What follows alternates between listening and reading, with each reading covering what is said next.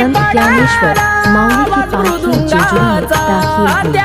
हरिनामाच्या भंगाचा सोडून आळंदी पुन पालखी आली जेजुरी, सोडून आळंदी पुन पालखी आली जेजुरी। आली पंढरीची वारी माझ्या मल्हारीच्या दारी, आली पंढरीची वारी माझ्या मल्हारीच्या दारी, आली पंढरीची वारी माझ्या मल्हारीच्या दारी, आली पंढरीची वारी माझ्या मल्हारीच्या दारी।